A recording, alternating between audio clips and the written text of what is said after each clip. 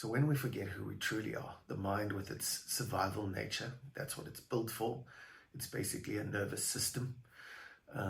It's a subconscious program that runs to keep you safe. It learns and repeats how to keep you safe over and over again. It's completely addicted, the mind. And eventually nothing new comes from it unless you go from the back, which is survival, to the front of your mind, the CEO or the creative center of your mind. When you get down here in the doldrums, in the dungeons of the mind, which is your survival response, things start to happen to push you back up.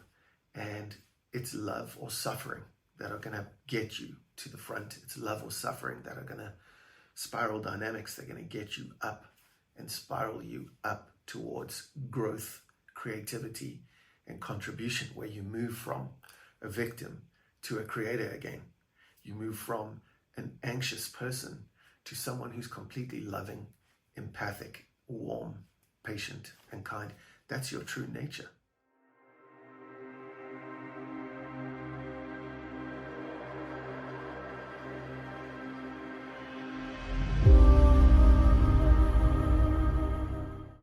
What we need to understand is that all anxiety is separation anxiety.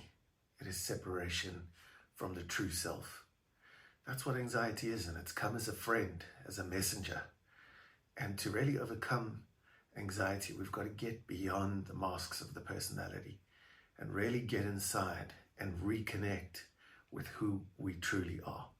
So we'll discuss going through the ways of overcoming anxiety, of actually healing and transforming it, not coping with anxiety.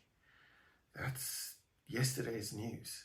Today, there is a spiritual solution. So of course, when you talk anxiety, you talk cognitive therapy, you talk changing your thoughts, and all the exercises really revolve around changing the way you think, which is certainly part of the process, but it runs much deeper than that. So thinking is, over time, a story, and it's a story that we've created with the analytical, calculating, survival mind. Every time there's been a trauma or an experience or something to learn from, the brain stores that experience to make sure we get hurt less and less as time goes on. Now, of course, running the story eventually catches up with us one day, and all those experiences pile up, and everything we've tried to avoid, every time we've taken a shortcut, we've tried to sweep something under the carpet, we've tried to deny or blame or project something onto another person, that stays, that's residue. That's psychic residue that we need to get rid of.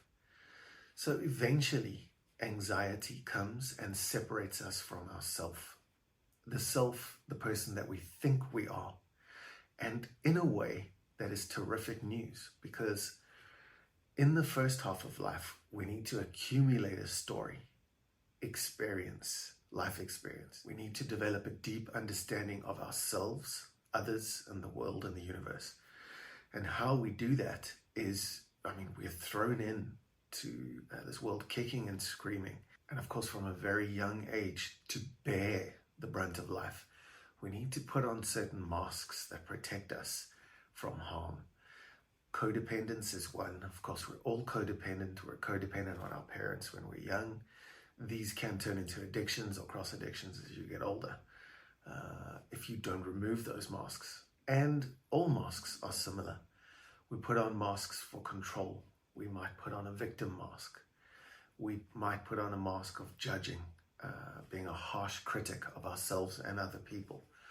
And so these masks help us to cope. Being strong and firm and a harsh critic can actually help us get through psychologically and emotionally for a time. But as we said, it starts with thinking, but thinking turns into feeling, and feelings are the shorthand of the brain experienced in the body. So anxiety is very much experienced in the head for a while until we can't contain it anymore, and it gushes down into the body. And that's where we feel it, the heart palpitations, butterflies in the stomach. That's where we feel anxiety. And it really becomes a construct of a thought in our body. So our body becomes our biology. Our body becomes our feeling mind. And when we're overwhelmed, our body jumps into overwhelm and sets off an alarm. And that alarm, which is very important, goes off in the body, not in the head. With anxiety, first we overthink. And when we overthink anything, it becomes negative. So just remember that. And when we overthink, it also becomes obsessive. Anytime we start thinking faster, we're trying to problem solve, we duck down into survival. We fight, flight, and free, and we think faster. We really try and overanalyze, overcalculate. And in so doing, the brain runs faster. And when that rev counter goes up, if we don't plug it up there, in our mind, those thoughts become feelings and they drop into the body. And when it drops into the body, it becomes a compulsion. It becomes what we do with our body. So we might avoid, we might curl up into a ball and panic. It's different for everybody. We might clutch at our stomachs. We might stay indoors with a migraine for several days. All depends. And these compulsive acts of the body are here as alarms, and they're here to tell us something. For other people, it gets experienced as a panic attack. Very common. Rarely do we see people come into the center who haven't or are not experiencing currently panic attacks, where the body just simply takes over and puts the alarm on, and the body goes into fight, flight, or free. It runs, it hides, it gets angry, it does something compulsive that doesn't work, that gets in the way of who we really want to be, what we really want to do. So it's something we need to take care of. So that sympathetic nervous system is fight, flight, or freeze, which we're all getting to know now. The amygdala in the brain never forgets anything. So I'm constantly saying to people, who are you without your story? Drop the story. And with that, you'll drop your mask or your need for control, which is very much linked to the origins of anxiety becoming a subconscious response to our environment. So essentially, we get uncomfortable thoughts, we drop into the body where we get a panic attack. Uncomfortable feelings are masked. The mind thinks that they're too painful to bear, but of course the truth is never too painful to bear, especially when we're ready. And people often ask, why did this anxiety and stress come on so long after I've had trauma or rough times or whatever it's going to be? It's because you're ready. It's because you're ready to consciously experience the truth that is going to set you free. Certainly free from fear and anxiety. So understanding that anxiety causes a separation from the self is very important, because it's a lack of love that we have for ourselves. Love is a very big subject that's often overlooked. It's self-care, nurturing, it's calm, it's being patient, highly forgiving, it's enduring, and it's courageous. In other words, it stays in EQ. So love that's cut off from ourselves or separate from ourselves, we can call separation anxiety. So where that comes from is very important when it comes to anxiety. We don't want to cope with anxiety. We don't want to treat it. I'm tired of people telling me they've had anxiety for 20 years and it's never got any better. It's just got worse. Anxiety is highly treatable, and we can heal it and then transform it, and in so doing, stay on purpose and of course change our lives for the better. When we heal anxiety, we can grow, we can contribute, and really that's what we're here for. So anything that hinders that, including all things based in fear, need to go. Our job is to return to love and to realize that's what we need to do. So this separation from self, this not good enough idea that comes into the mind that is hidden underneath your personality. And of course, your personality does become your personal reality sooner or later. And then we need to get rid of that personal reality, because it's not really reality. It's a persona. It's a masked reality, one that you could bear until you were ready to face the truth of who you really are, who your parents really were, how the world really works, and what you're going to go through and how things are going to unfold. So it comes as a messenger to strike us into fear, but also to bring us a round circle into reality once again. Parents that didn't give us that love, teachers who criticized us, friends who bullied us, people that didn't fulfill our needs, and these are needs for love and connection, massive needs, our need to bear uncertainty, our need to contribute and feel like our lives have purpose and meaning. If those needs weren't fulfilled, we're going to develop a mask, and anxiety is one of those masks. Two basic emotions can sum up all emotions. One is fear, and one is love. Perfect love casts out fear, and we don't even understand when we're anxious, when we're building up towards a personality that's disordered or functioning in a disorderly way. We don't understand that it took years. It took attitudes, thoughts, perceptions, tons and tons of feelings, circumstances, conversations, events, you name it, to build up to that point. So understand that there's no crisis. It didn't just happen. Rather, it's an accumulation of events, situations, circumstances that you have now taken in on the inside and that have caused a separation from who you really are, which is a wise, courageous, confident human being that is entirely capable of self-regulation, connection, and contribution in this world. At the very core, we're all like that, and there's no need to go any deeper in it. Without the fear, we're very, very loving. You know, if there's a burning building and there's a little baby crying inside and someone walks past, the chances are, scientifically speaking, that you will jump in and give your life for that stranger. It happened in 9/11 thousands of times. It's called the burning building effect. You'll jump into water and try and save someone who's drowning, a complete stranger. When you drop the personality, drop the masks, drop the need for survival, you'll go in and act from your core values.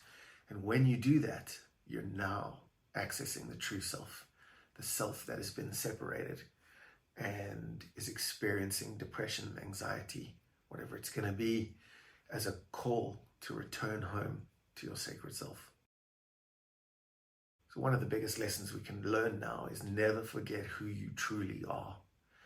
And go and practice that. Go and read and study and find out who you truly are without the masks, without the personality, without the monkey or survival mind that keeps you running from pillar to post, trying to survive, trying to make the best of each day.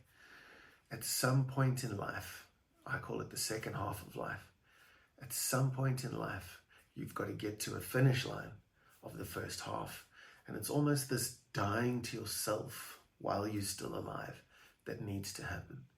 And people who are depressed and anxious, suicidal even, need to know that this too shall pass, that there is a second half, that there is a corner to turn. There is a disorder box in life, but people need to understand there's a reorder box as well. So when we forget who we truly are, the mind with its survival nature, that's what it's built for. It's basically a nervous system. It's a subconscious program that runs to keep you safe. It learns and repeats how to keep you safe over and over again. It's completely addicted, the mind. And eventually nothing new comes from it unless you go from the back, which is survival, to the front of your mind, the CEO or the creative center of your mind. When you get down here in the doldrums, in the dungeons of the mind, which is your survival response, things start to happen to push you back up. And it's love or suffering that are going to get you to the front. It's love or suffering that are going to spiral dynamics. They're going to get you up and spiral you up towards growth, creativity, and contribution, where you move from a victim to a creator again. You move from an anxious person to someone who's completely loving, empathic, warm, patient, and kind. That's your true nature. The more masks of personality we put on, there's 10 of them that we speak about in the paradigm process, the less you can breathe. And that's the nature of anxiety. You know, breath really means spirit in Hebrew. And that breath needs to be regulated. And when that's regulated, the body, the heart rate variability, the mind, the alpha, the delta waves, the theta waves, all these waves are regulated. We move from particle to wave. We move from incongruence to congruence, from fear to love, and from anxiety to peace. Okay, peace beyond what the mind can understand. The mind thinks peace is keeping you away from fear, but in turn, fear is attracted. The first step now is awareness. What we want to do is understand that when we're overthinking and we drop into the body and there's panic of some kind, or when we feel overwhelmed, when we feel full of fear or panic, we're going to drop down into the body and we're going to go into one of the energy centers, chakra centers. There's 7 of them at least. There's 114 really, but we'll stick with 7. And you'll go down into your stomach, or some people their ankles, some people their heart, and you'll feel the palpitations, you'll feel pain, you'll feel like you're dying, being choked out. Some people experience it all over their body. So it just depends. And when that happens, I want you to start looking for a safe place in your body, either a safe or a neutral place in your body. And what we're going to do is we're going to become multi-sensory. We're going to now become aware of all our senses. We fight, flight, and freeze just really narrows us down. What we want to do is become aware of, things that we see, things that we smell, taste, feel, things that we can touch. And then we become, through that process of putting everything together, which is really meditation, it's meshing things together, it's union of yoga. And when we do that, when we put things together, we're using our whole self to combat fear. And when our whole self appears, we really can't lose. We're more powerful than powerless, that's for sure. So we find a safe space in the body and we shift energy there. And you can do that by becoming extrasensory. Now, I call extrasensory anything that happens that is not 5 sensory. So it's anything that is in you that you're capable of doing. For example, you can't see a variable like intention. Imagination, which Wayne Dyer said is one of our most powerful gifts. Do you use it? And when? And do you use it to fight fear, overcome anxiety, or not? If it's one of our most important talents, faculties, and energies, we need to use it. We need to bring it to the fore. So we've got to become aware that we're pretty extrasensory as well. In other words, we have senses and means and gifts that we cannot see, that are not constructs like a personality mask. You have the power of intuition, imagination, and intention, just for starters. So if a negative thought can create panic in the body without your permission, really, can a positive thought and a positive feeling and a positive shift create something good and beautiful in your body? Of course it can. So this is where we get to actually walk down a different street and start turning things around. Knowing that I can shift energy around my body makes me more powerful than powerless, which is obviously the ultimate feeling that you're left with after panic and anxiety have run rampant through your life. So we shift energy into a safe or neutral space. Doesn't matter if it's your legs, or your heart, or somewhere in your stomach. It can be your throat chakra for some people. It just depends where that neutral space is. So if you get really quiet and just explore, you'll be able to find those safe or neutral spaces. And when you're in panic mode, you need to practice. Now, practice is the second big issue that we need to deal with here. Rehearsal, which is imagination, and practice are 2 things that you need to keep doing over and over again.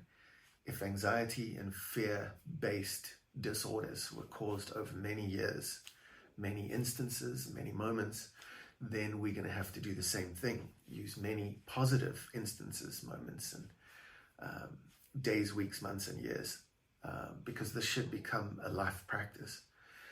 We should use these things over time to practice and rehearse. You don't just pick up a guitar and play Stairway to Heaven. It's going to take a lot of practice. You're going to need to do your scales when practicing the piano, whatever it's going to be. Nothing comes without effort and practice and rehearsal. So these are gifts that you need to give yourself today as you overcome anything that's kept you in the disorder box for longer than you should have been. When you change your inner world, your outer world is going to change. Everyone seems to want to do it from the other side. They want to work on thoughts and they want to work on their environment. Medicines can help, many things can help, but they're all external, and you have a power within you that is far, far more potent than anything external. So when we look inside, you are having a spiritual experience. Spirituality is simply looking inside yourself, into those dark places that were wounded and shamed when you were young, and locked away in boxes until you were ready to experience them. So looking inside is where we change our external environment. And this is the switch that makes a ton of difference to people on their journey towards finding their sacred selves. That inner self or inner child or shadow self is wanting love, attention. It's wanting real safety, real certainty in an uncertain world. And you can show up and give that to that part of yourself that is riddled in fear, that is masked in persona, and needs to be set free. So feelings become the thoughts in the body. Feelings are the language of the body. And very, very seldom do we start working on feelings. We try and avoid feelings. We think they're going to bring up panic. The mind certainly does. So practicing self-love, if you were never taught this, if you were never given this as a tool, as a child, you probably wouldn't know how to do it now. A lot of people were actually shamed for it as well. So self-love is a very, very overlooked, powerful aspect of ourselves that we need to bring to the fore. Any transformation, any spiritual experience, in my experience, begins with love. Self-love at the core. Perfect love of the self is going to cast out fear. And when we let go of fear, we start letting go, you guessed it, of our need to control. Totally tied up with anxiety. The very first step of the paradigm process is letting go of the need to control while recovering a sense of self-love. That's the very first step to all the change we've used at our center in the last 15 years. And it's changed people and healed people all over the world, thousands of them, with different problems, different social constructs, different backgrounds, different mentalities and ways of thinking, and certainly different upbringings. So if it works for them, it'll work for you. And how we practice self-love is going within, calming that inner child, finding safe spaces, nurturing and loving the self. Not sleeping is self-harm. Not breathing properly, not feeding yourself properly, or drinking enough water is self-harm. So look at yourself and see if you do these things. And if you do them, or if you have been doing them, stop. That's the nature of change. Stop doing what doesn't work for you. It's the nature of addiction too. Doing what doesn't work for you over and over again. You've got to leave that all behind and go out into the uncertain, the mystical, and the unknown self, rather than the known, the familiar, and the anxious. The cure that you're looking for is union. It's connection to yourself. It is then that connection and that love that is going to make you connect to other people. It is going to make you open up to God, spirituality, universality. And it's going to open you up to the mystical, the uncertain, and the unknown. Now, what is there to fear when you're not worried about the mystical, the uncertain, and the unknown? What happens next is none of your business. Don't forget to start to treat anxiety as a friend. A friend for sure, which we no longer need. But we're going to treat it because we want to treat the personality. We want to get through the personality's hard outer shell into the light inside. Okay, so the light inside, the mind thinks is covered in darkness and shame and imperfection, but it's a very, very thin layer. That light inside you is immensely powerful. It brings healing and transformation in short periods of times, and it brings you from victim to creator so that you can do whatever you want with this life. It's so, so valuable. There's no more time to waste. Your head is survival on IQ. Your body is feeling and EQ. And then we get to CQ, which is your contemplative mind, your contemplative self, who can sit and contemplate past, present, and future with calm and ease and peace that surpasses understanding. It really is one of our extrasensory gifts. Our desire, our ability to contemplate life and reality exactly as it is, without the need for personas and masks, is what contemplation is all about. And it's a practice and a rehearsal that you can perfect over time. When we cure anxiety, we let go of our need to control. We're able to then recover a sense of self-love, remembering who we are, what life's about, who other people are. We remember their struggles. We remember what others are going through and develop courage, which means heart, through keeping an open heart. Do not harden your heart. Do not be conformed to your mind, but be renewed by the transformation.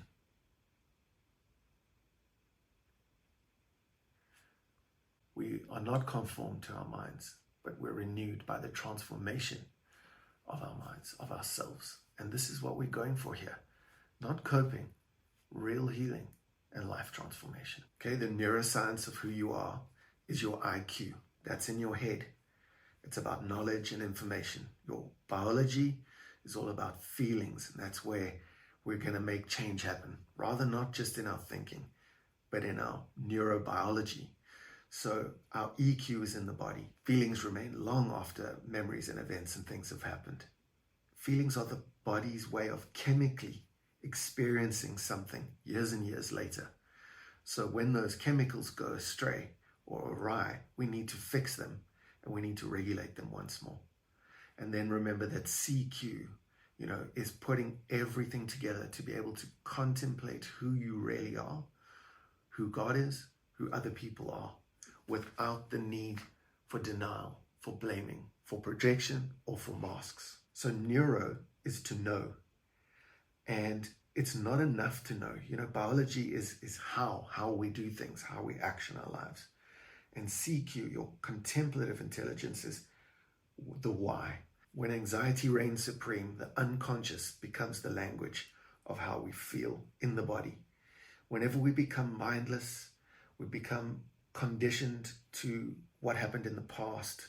Whenever we're fixated on whatever's happened in the past or whatever's going to happen in the future, there's chemical residue that's going to affect us.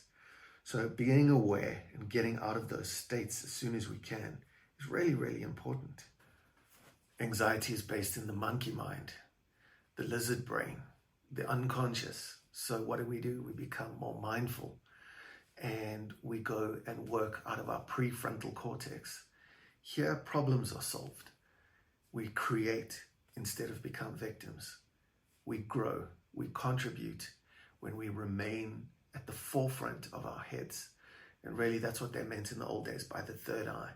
It was that seeing, those of you who have eyes who can see reality exactly as it is, are people who've arrived in the second half of life. Thinking on purpose with meaning and focus means that you're going to create a completely different life to the one you've experienced so far. Just remember that change is uncomfortable, unfamiliar, and uncertain. And it's counterintuitive, right? If you've got anxiety, depression, or some kind of disorder. But that's what we need to get into, the unknown.